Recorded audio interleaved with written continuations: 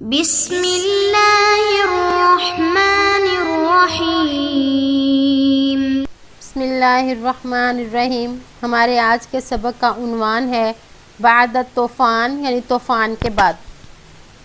نوح علیہ السلام کی قوم پر جو طوفان آیا تو اس کے بعد ان کے ساتھ کیا ہوا، جو باقی ماندہ لوگ تھے جو کشتی پر سوار تھے ان کے ساتھ کیا ہوا، اس سبق میں ان کا تذکرہ کیا جائے گا۔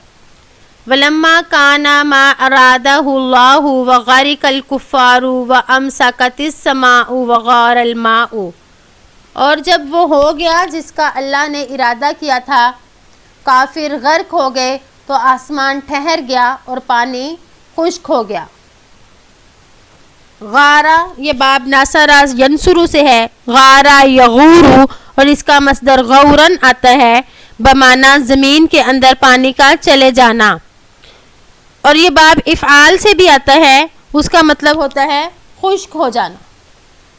وَاسْتَوَتِ السَّفِينَةُ عَلَى جَبَلِ الْجُودِ وَقِيلَ بُعْدًا لِقَوْمِ الظَّالِمِينَ، اور کشتی جودی پہاڑ کے پاس ٹھہری اور کہا گیا کہ ظالم قوم کے لیے دوری ہے، یعنی جو ظالم قوم تھی، جو مشرک لوگ تھے، وہ اللہ تعالیٰ کی رحمت سے دور ہو گئے۔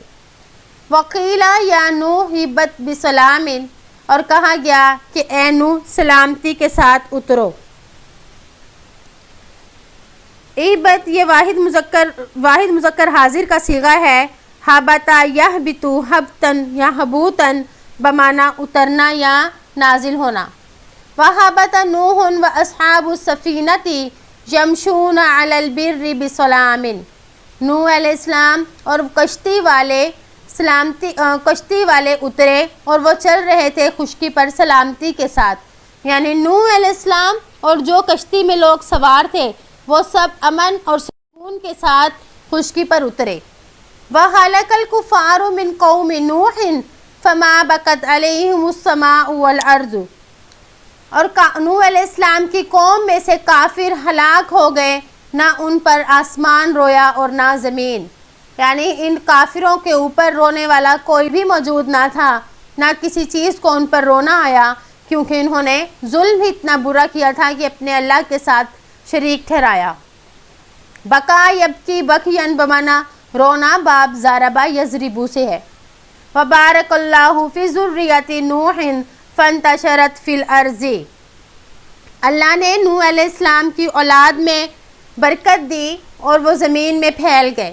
اللہ تعالیٰ نے پھر نوح علیہ السلام اور وہ کشتی والوں کے ساتھ پوری زمین کو دوبارہ بھر دیا، اس لیے نوح علیہ السلام کو آدم ثانی بھی کہا جاتا ہے، کیونکہ دوبارہ جو ساری زمین انسانوں کے ساتھ بھری تو وہی چند لوگ تھے جو نوح علیہ السلام کے ساتھ ایمان لے کر آئے تھے۔